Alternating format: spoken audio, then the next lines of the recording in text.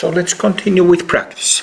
I have a couple of things I want to tie together in this session, but as is my style, I teach through experience.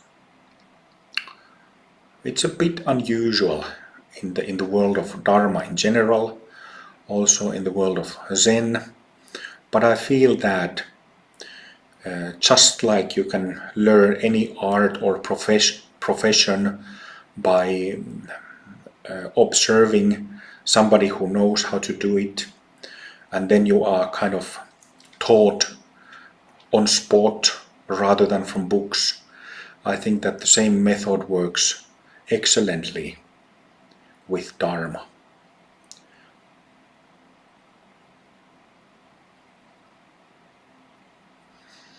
So while it is good to, it is necessary to have some theoretical understanding of what we are doing, and therefore it's good for teachers to give talks, for students to listen to talks. It's good to read books and so on. I think that the main learning should be through experience.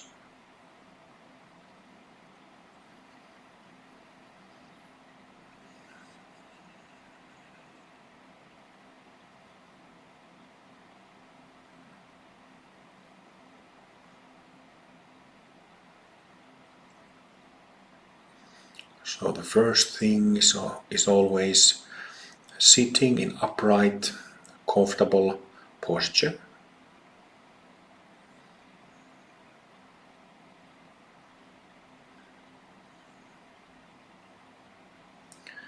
James, straighten your back.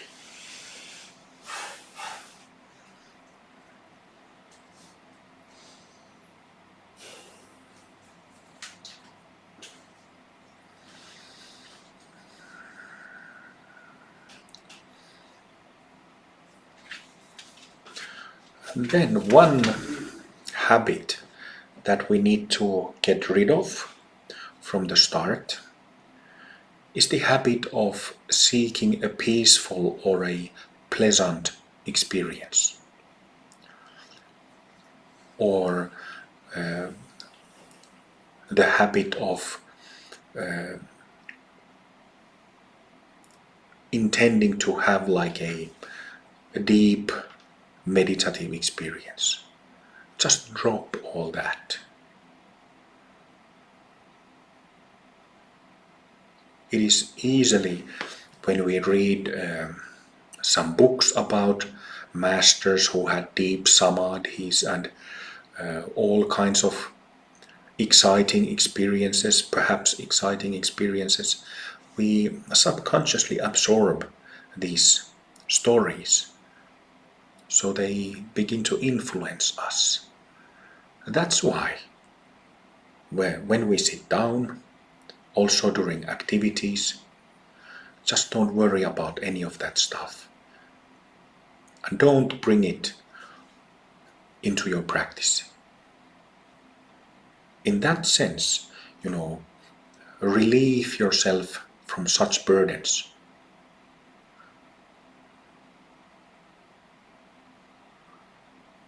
Relieve yourself from expectations. Because they can, in a subtle or in a gross way, sabotage our practice. And then frustration keeps increasing if we are not having such,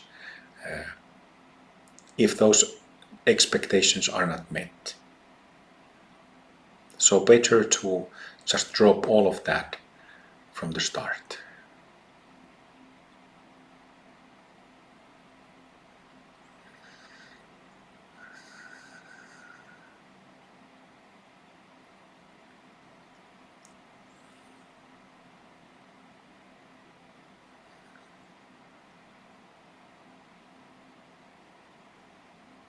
So while it is, when we practice sitting Zen, Zazen, sitting is a main form of practice. But by all means, it is not more important than everyday wakefulness in the midst of activities. And I didn't say mindfulness amongst activities, I said wakefulness. I have spoken about the difference between mindfulness paradigm and awareness paradigm in my YouTubes, and maybe I'll come back to that later.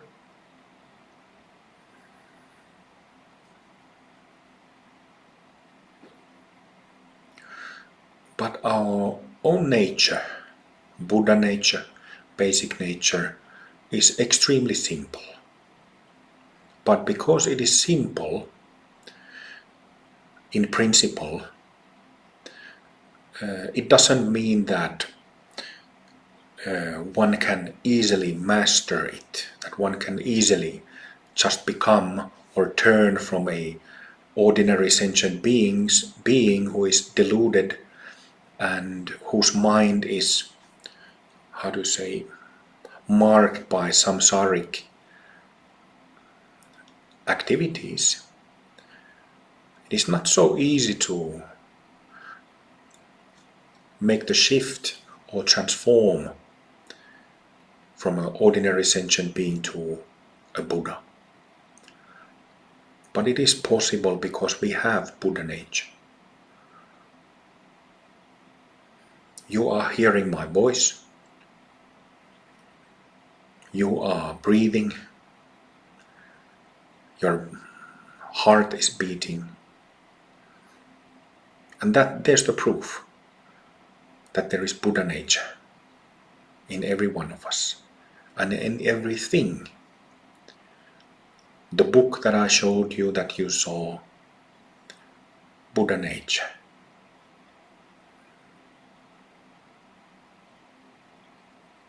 All animate and inanimate things, living beings, living creatures, as well as rocks, wood. All of this is expression of Buddha nature. But we human beings, we are too smart. Our psyches are kind of too complex, so we forget this. We don't understand it. Things become very complex, or let's say too complex, and then we kind of stumble because of our own feet. We stumble at our own feet because we are a bit too complex in the head, a bit too complex psyche. So a frog doesn't have confusion about its nature. A blade of grass neither. It just swings back and forth in the wind happily. Doesn't matter if it rains or shines. Blade of grass blooms. Same thing with everything else. With everything else, except the person who is looking at you from the mirror. Isn't it? So that's why it is necessary to understand that, well, Zen tradition has an emphasis on physicality, physical body. So Zen, just like Tantra, it's a body positive tradition. Body, physical body, is not seen as an impediment to realization or for attaining enlightenment. The exact opposite. Realization of Buddhahood is physical. It is mental, emotional, psychological, but also physical.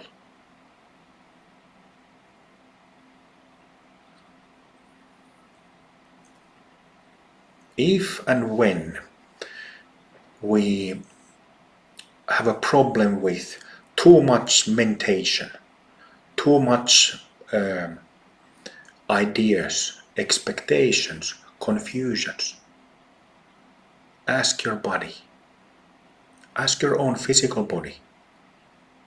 What's going on? What I mean by that is to feel physically. Feel all of life with your body instead of thinking about it.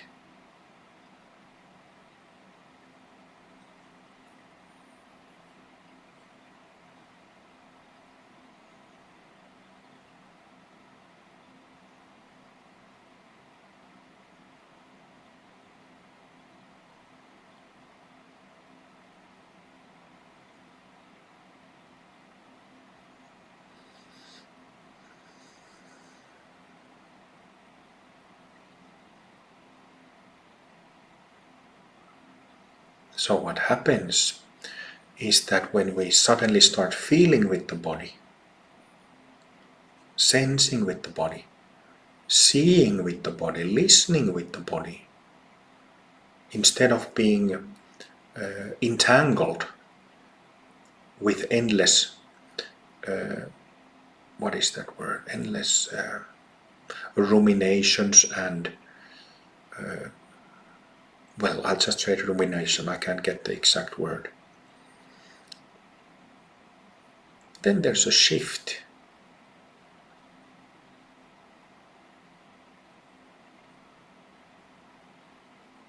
What shift? The word shift means that one condition changes to next other type of condition. Shift, change from one to other.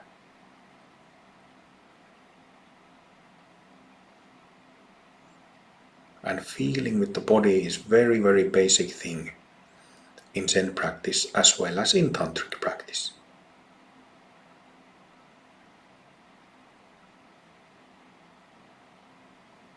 Shodo Harada Roshi, who I studied with briefly in Japan, he used to tell me to become an empty-minded stupid, become an empty-minded fool, mushin or baka in Japanese.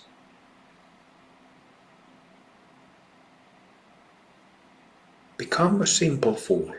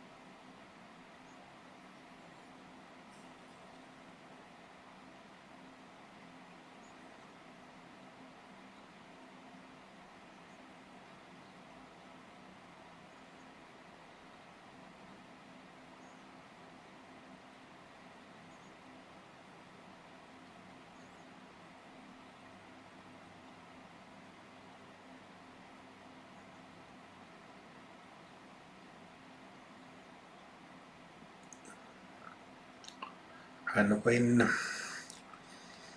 our perception shifts like that, we start feeling, seeing, hearing with the body instead of with our conceptual minds, then the Buddha shows up.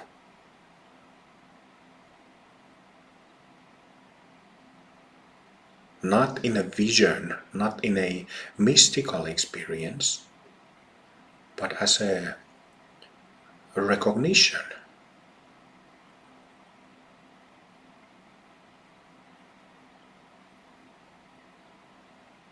Settledness is felt in the body.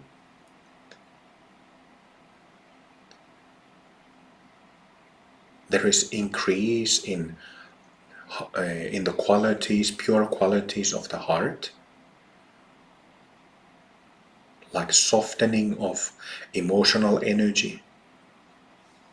Kindness appears, aliveness, love, compassion, the joy also.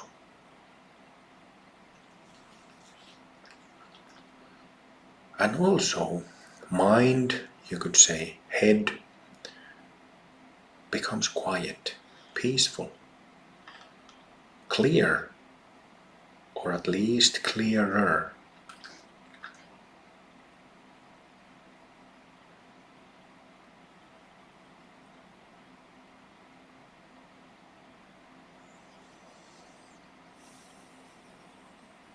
So this is a very basic thing, to sit with the body,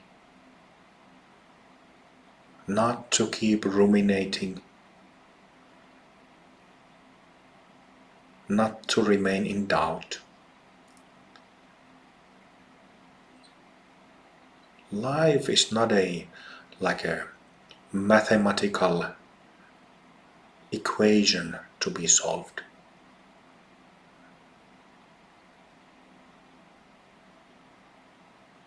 So the head can't figure it out.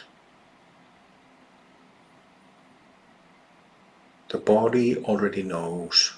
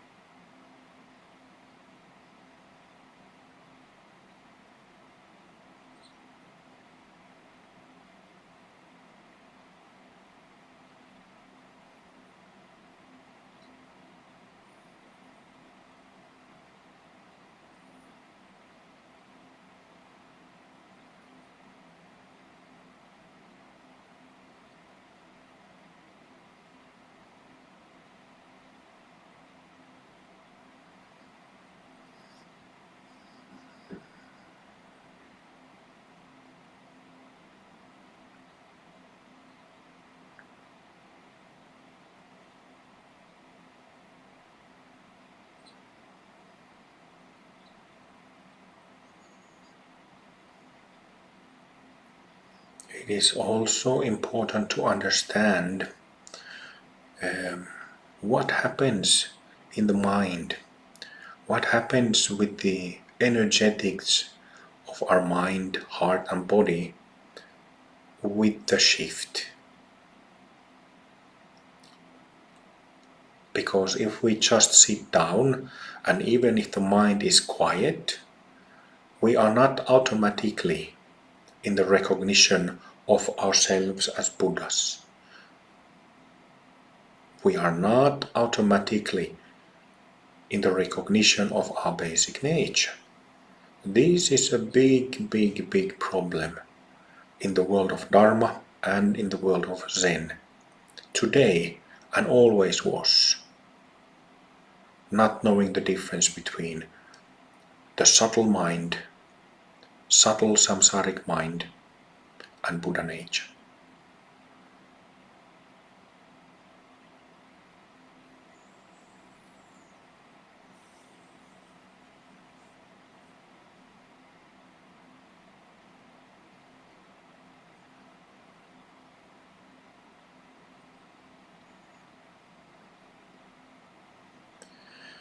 So how to know then if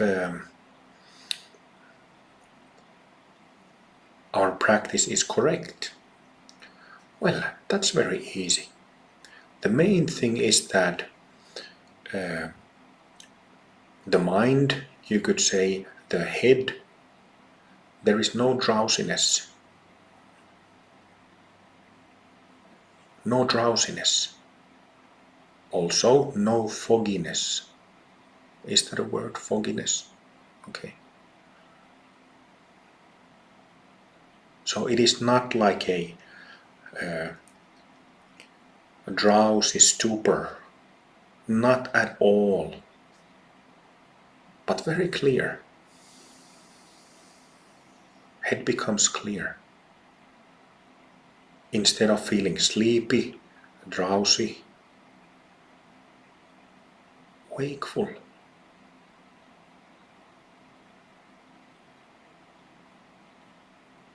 This word, this wakefulness, it's all over Bodhidharma. All masters in all Dharma lineages have spoken about this wakefulness. Shakyamuni Buddha, when he had awakened, and then when he met, the first person he met was this merchant. And the merchant asked, who are you? Buddha Shakyamuni answered, Buddhosmi, which means, I'm awake. I am wakeful.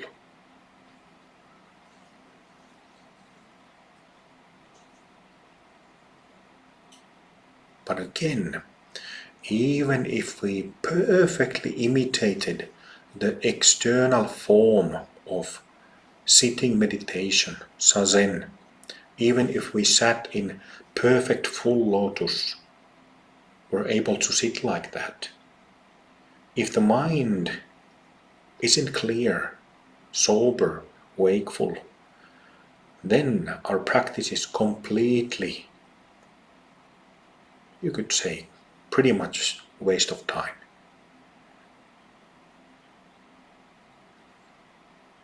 It is the wakefulness versus sleepiness, drowsiness, fogginess. This is a deciding, how do you say, definitive characteristic. Can you say that? Definitive point.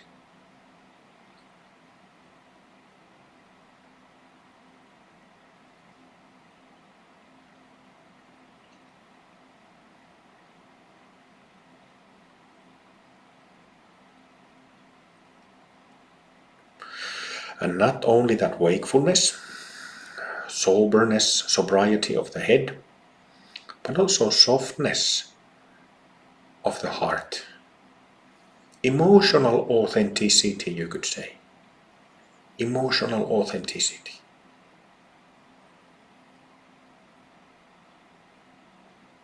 Heart open, heart soft.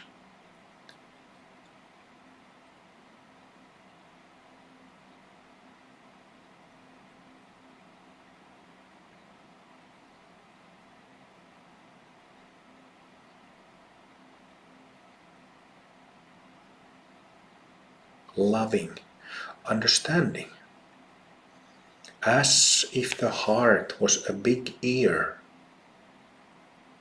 that listens to the surroundings, listens to other people, and even hears what is not said.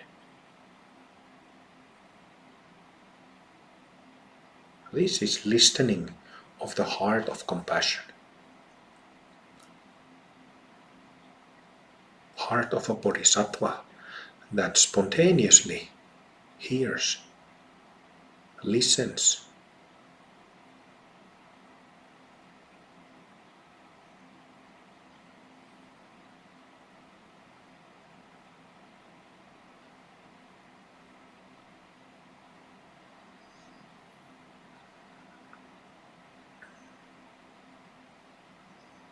So sobriety / wakefulness of the head, softness of the heart, and then settledness that is felt in the lower belly as well as in the whole body. Settledness. Settled into the physical body.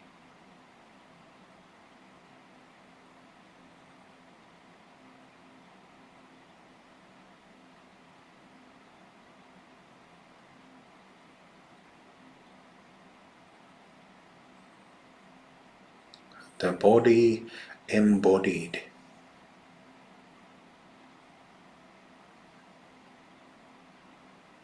Again, if the thoughts in the head are spinning fast, then we are not embodied.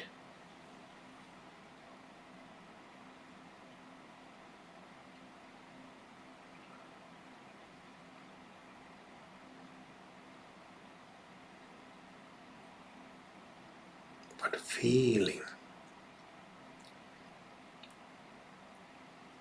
recognizing our basic nature with our bodies. This clarity, softness, settledness in all muscles, in bones, in cells. Firm.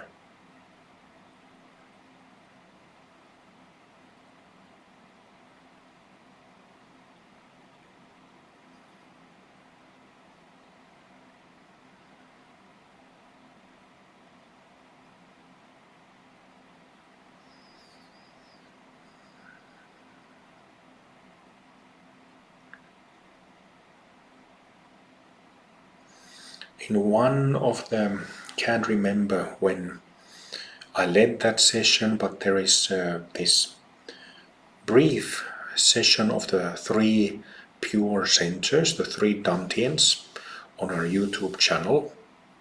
And here I have briefly, we went through the head, heart and the gut, which are the locations of the 3 Dantiens. Dantien is a Chinese word which means like a place or a field of what is that? Nectar, immortal, nectar of the immortals. So 3 locations inside the body. There is 4th location where we will get to it later in this Revitalized Zen lessons and practices. But 3 Dantiens, one in the head, one in the heart, right there in the middle of the body, and one in the belly, behind the navel. So I want to focus on these 3 Dantiens in this session, and do that with the help of a Zen patriarch, the first or the last Indian patriarch, Bodhidharma.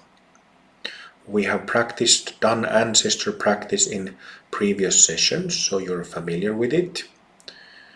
Or if you're not, if you're watching this from recording, you can look into the previous lessons and do those first. But practice of the 3 Dantiens with Bodhidharma.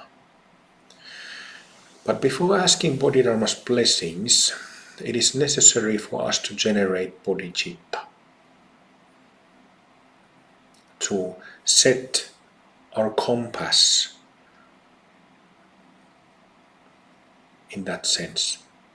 So let's do that. When we shift from, in simple terms, from head to the body, and if we recognize our basic nature correctly, this means that all beings are already included. All beings share the same nature. So when we recognize ours, this means we recognize the nature of all beings.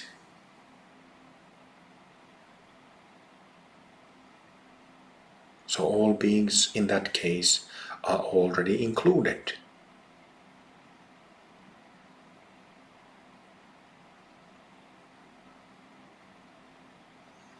At the same time, like I have taught for many years, one little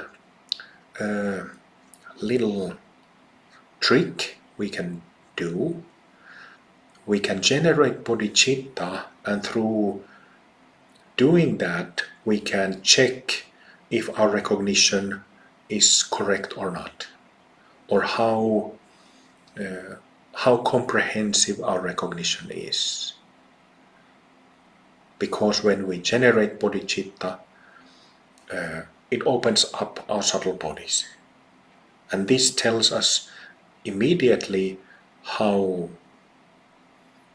let's say, how good, how comprehensive our recognition was prior.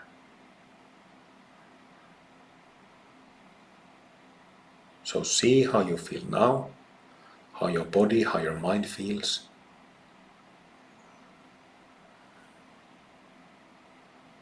And then we generate bodhicitta.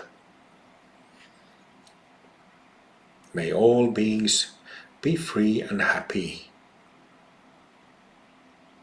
of struggles and troubles and illnesses.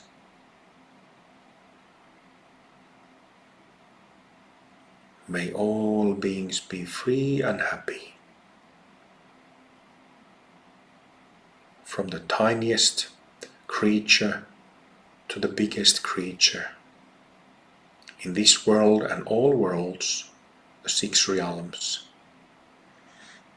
May all beings be free and happy. We practice to benefit all beings.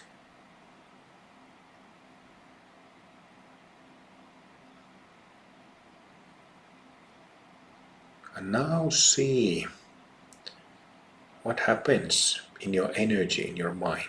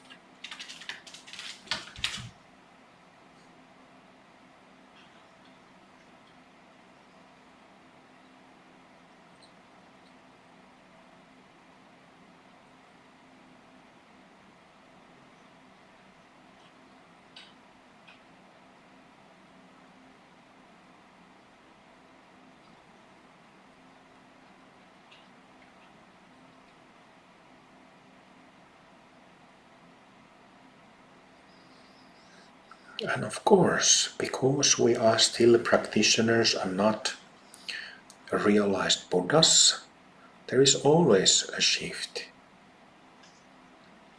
But this is a genius little tool we can use to check how much further there is to go.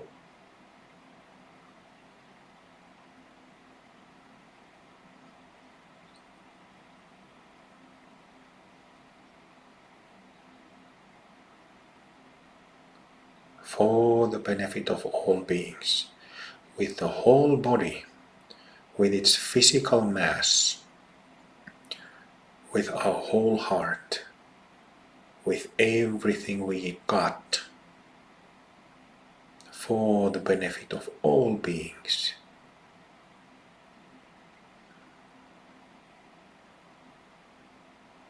For the liberation and happiness of all beings.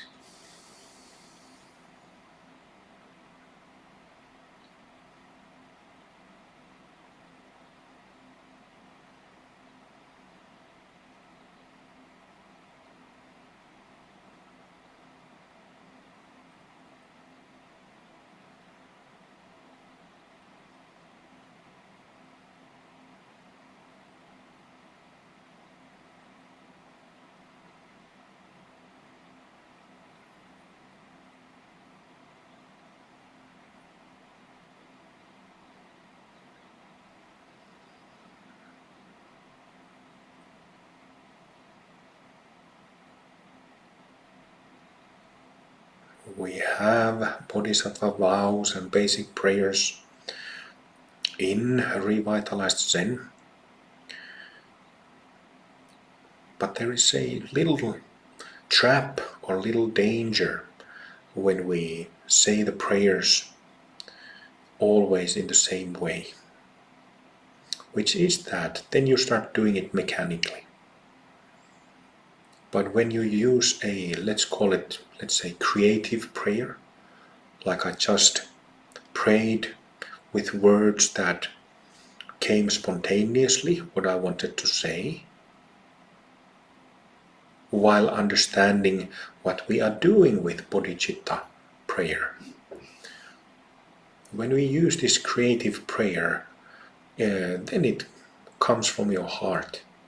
And what comes from your heart, it has much more power, much more blessings than when just mechanically repeating stuff.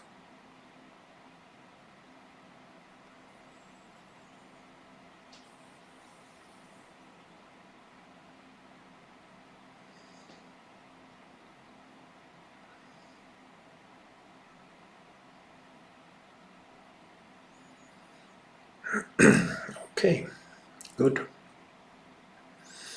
Now, with folded hands, with bows, with a welcoming, joyful spirit, with welcoming, joyful energy, let's invite Master Bodhidharma's blessings. Beloved Bodhidharma, please bless us.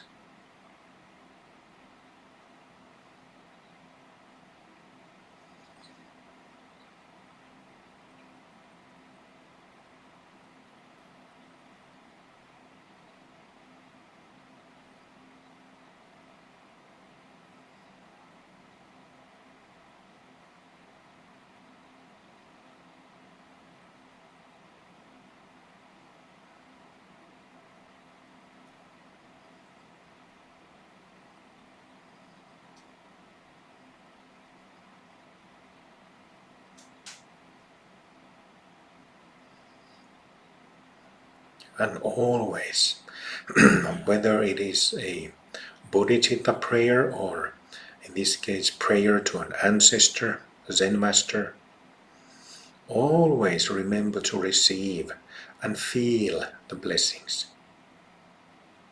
Never forget to receive, to feel.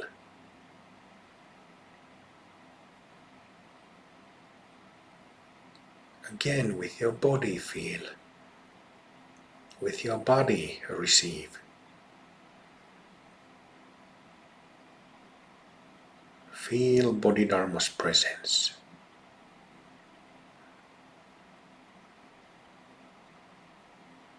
Simple ancestor practice.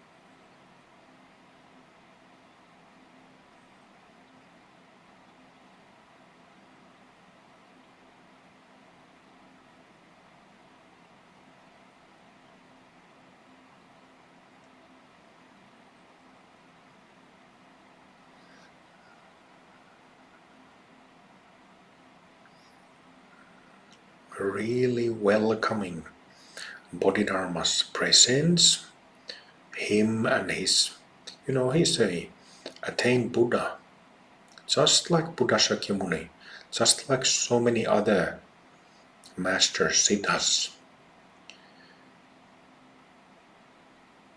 So when we invite a master like him, then letting him inside our bodies and hearts, not keeping him outside of the body, but being in a state of relaxation and surrender.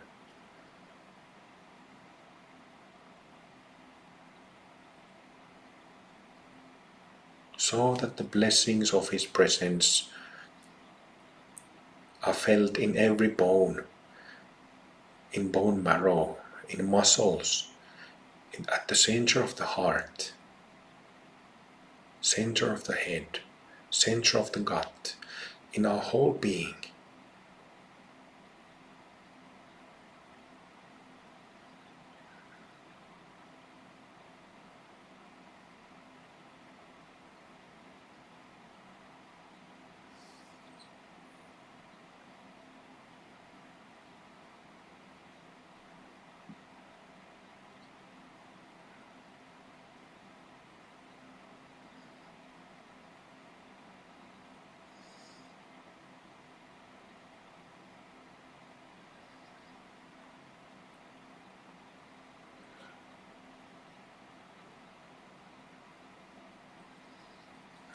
Bodhidharma's time was long ago, 1500 years ago in ancient India and China.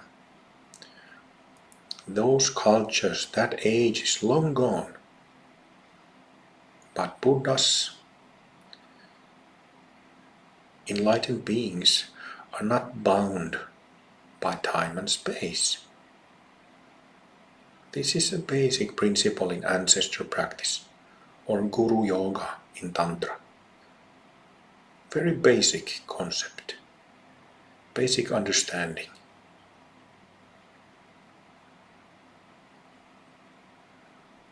So even if Bodhidharma didn't walk in the door, he's not here physically, all Buddhas have this capacity.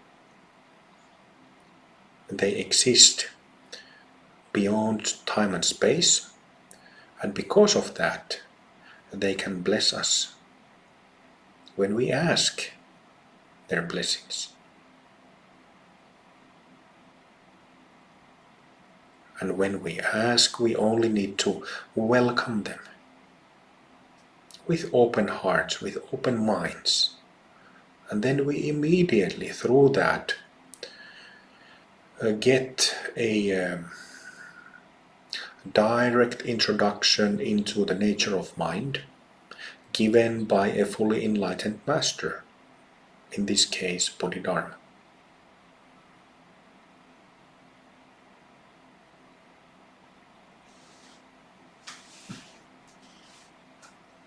He's not giving us anything new.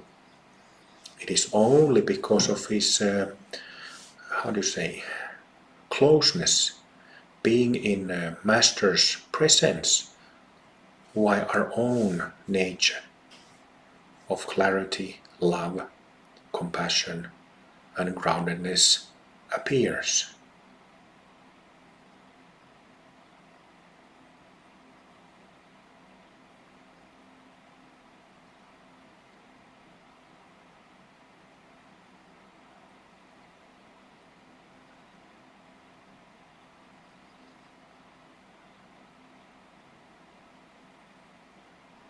So now that we have spent, I had said a few things, but it is always good when doing ancestor practice. In the beginning, when you say the first prayer, to take it in a couple of minutes before starting other exercises. Of course, we could just sit like this, sit with Bodhidharma, and perhaps in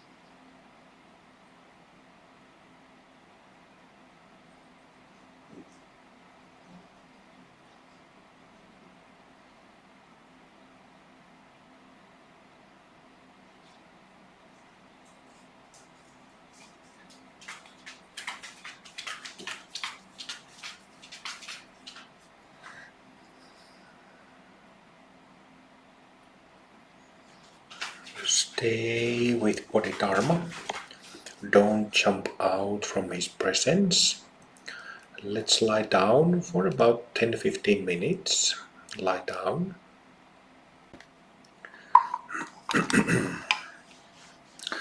So let's continue with those.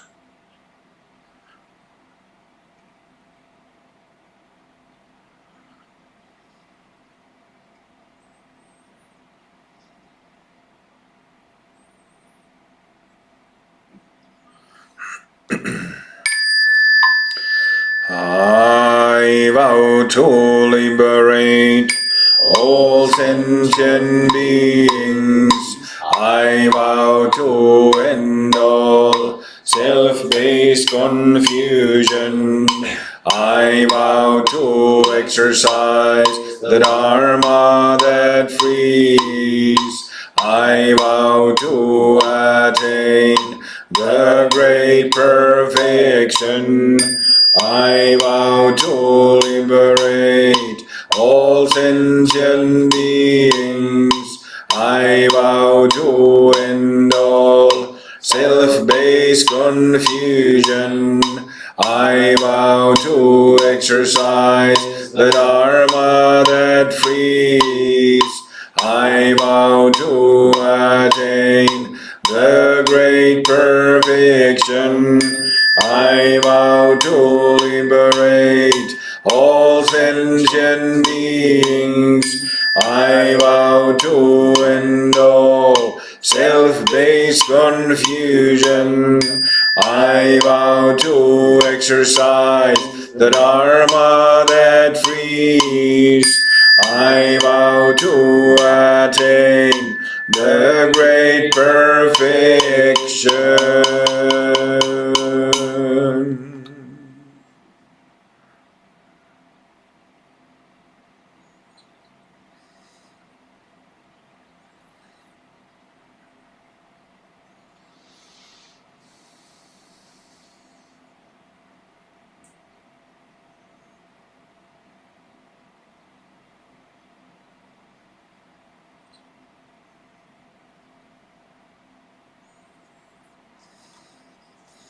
Triple refuge.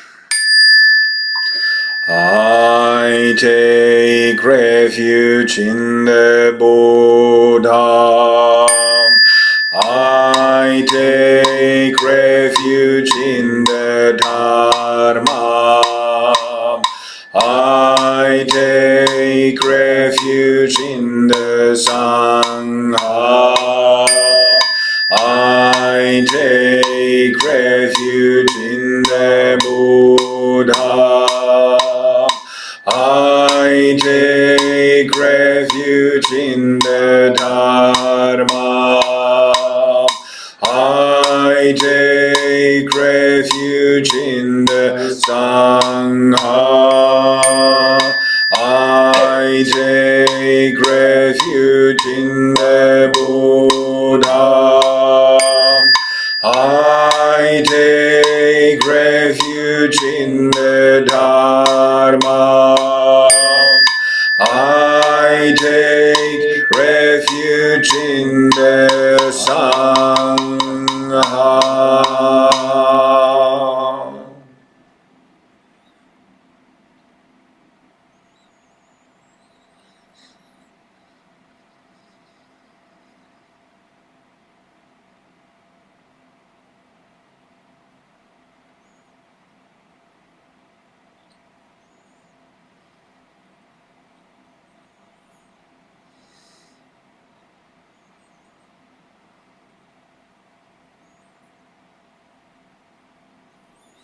May all beings.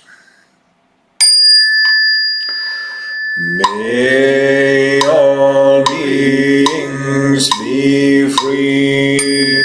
May all beings be free. May all beings be free.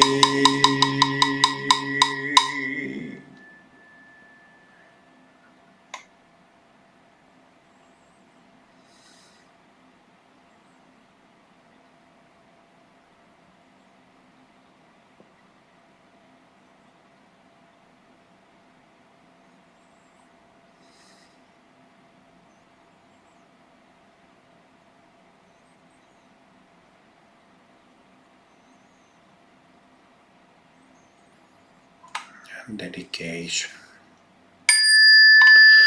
May all beings receive my accumulated merit.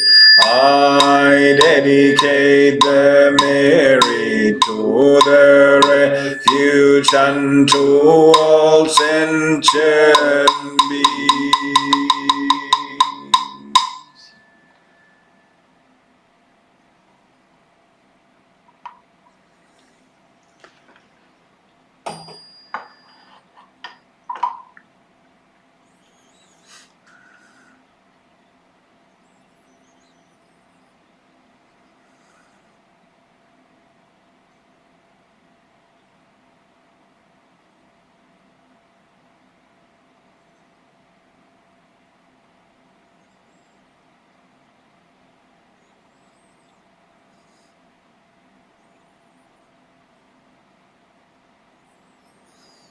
And then joining hands.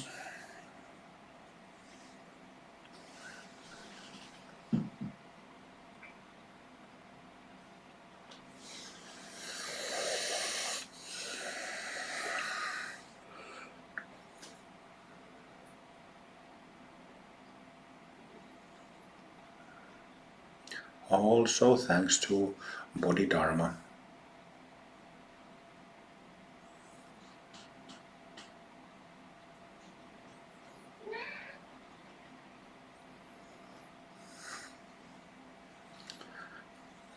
There.